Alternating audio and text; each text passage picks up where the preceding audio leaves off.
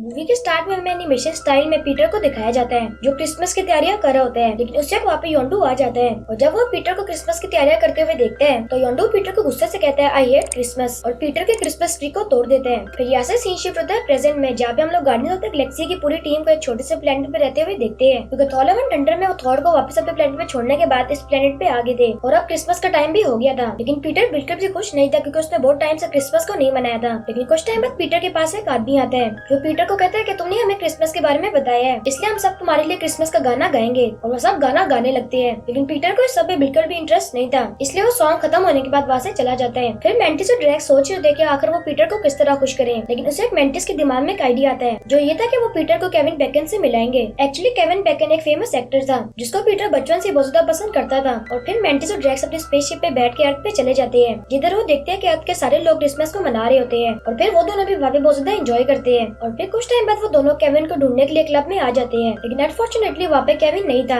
जिसकी वजह से मेंटिस और ड्रैक्स उस क्लब में बहुत ज्यादा एंजॉय करते हैं। और कुछ टाइम एंजॉय करने के बाद वो दोनों बाय रोड में बैठ जाते हैं। यहाँ पे हमें पता चलता है कि असल में मेंटिस और ड्रैक्स को पता ही था कि केविन कैसा दिखता है। लेकिन कुछ टाइम बाद एक लेडी मेंटिस और ड्रैक्स के पास आती है और वो उन दोनों को एक मैप देके कहती है कि तुम लोग इसके जरिए केविन तक पहुंच सकते हो। और फिर वो दोनों उस मैप को फॉलो करते करते केविन के घर तक पहुंच जाते हैं। और जी वो दोनों केविन के घर के अंदर जाते हैं तो केविन उन दोनों को देख के बहुत ज्यादा डर जाते हैं और वो जल्दी से पुलिस को फोन करके वहाँ से भाग जाते हैं। लेकिन मेंटिस और ड्रैक्स उसके पीछे भागने लगते हैं और बहुत देर तक चेस करने के बाद फाइनली वहाँ पे पुलिस आ जाती है जो ड्रैक्स पे गोलियां चलाने लगती है, लेकिन ड्रैक्स पर उन गोलियों का कोई भी असर नहीं हो रहा था। फिर मेंटिस और ड्रैक्स मिलकर पुलिस की खूब धुलाई करते हैं और मेंटिस अपनी पावर का इस्तेमाल करके उन सारे पुलिस वालों को बेहोश कर देती है और केविन को भी अपने कंट्रोल में ले आती है। और फिर वो तीनों एक दुकान से क्रिसमस का बहुत सा सामान लेके वापस अपने प्लेनेट पे चले जाते हैं, जिधर वो तीनों अपने प्लेनेट को बहुत सी लाइटों से डेकोरेट करते हैं। और फिर वहाँ पे पीटर को बुलाते हैं और पीटर इतनी ज्यादा लाइटों को देखने के बाद बहुत ज्यादा खुश हो जाते हैं। और जब पीटर अपने क्रिसमस गिफ्ट को खोलता है तो उसका नाम केविन होता है, जिसको देख के पीटर को बहुत ज्यादा गुस्सा आ जाता है और वो मेंटिस को गुस्से से कहता है कि तुम इसको वापस नॉर्मल करो। और जो मेंटिस केविन को नॉर्मल करती है तो केविन उन सबको देख के बहुत ज्यादा डर जाता है और वहाँ से भागने की कोशिश करता है। लेकिन पीटर केविन को कहता है कि तुम्हें डरने की जरूरत नहीं है, हम सब तुम्हें अर्थ में वापस छोड़ देंगे। लेकिन केविन अभी भी बहुत ज्यादा डरा हुआ था,